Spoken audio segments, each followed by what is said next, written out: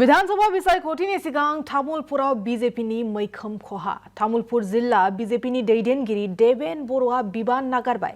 बीटीसीनि बारग' मावफुं सोद्रोमा देबेन बर'आ बीजेपी दोलोखौ नागारबाय। तामुलपुर जिल्ला बीजेपीनि मैखोम खहा, जेराव गोबाव सम तामुलपुर जिल्ला बीजेपी दोलोआव थानानै खामानि मावबोनाय मोनसे समनि बीटीसीनि बारग' मावफुं सोद्रोमा देबेन बर'आ दिनैनि सानाव बीजेपी दोलोनिफ्राय बिबान नागारबाय। थांनाय 2020 मायथाइनि बीटीसी बिसायख'थियाव दारांगाजुलि बियाबाव बीजेपीनिफ्राय बिजाथि गसंदोंमोन देबेन बर'आ।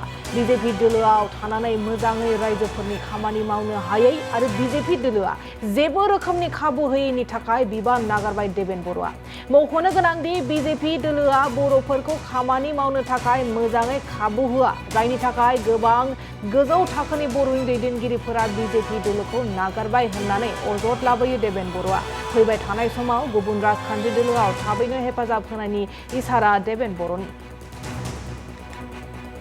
2026 मायथाइनि 1 मार्च दिनै 1 तारिख मार्चनि दिनै आङो बीजेपी दोलोनिफ्राय आङो रिजाइन होनाय जादों।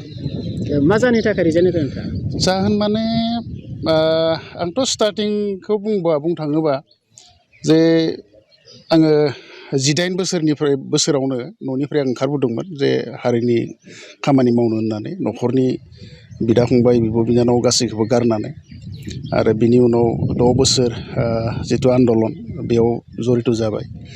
बिनि उनाव बीटीसी सुक्ति जानायनि उनाव जिहेतु मोनसे गोदान जोंनिनो दल BPF बेयाव गठन जाबाय। बे हिसाबै आं BPFआव 15 बोसोर आङो खामानि मावबाय। आरो बिनि उनाव थांनाय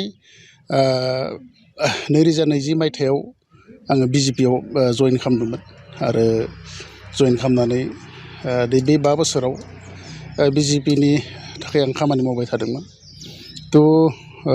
आं दिनै नुबाय जे माने जों जिथु थांखियाव जों फैदोंमोन जाथिनि खामानि मावनो बा समाजनि खामानि मावनो, जोङो हदाय समाजनि खामानि मावनोनो जोङो थागथियारि। दा बे हिसाबै बे BJPआव थानानै जेसेबांनाखि जोङो इस्सा खामानि मावनायनि बे सुजुगखौ माने इसेबां मोननाय जायाखिसै। आरो जों जिहेतु खामानि मावग्रा मानसि रायजोनि, जों खामानि मावाबा थानो हाया। दा बे हिसाबैनो जिहेतु BJPआव थानानै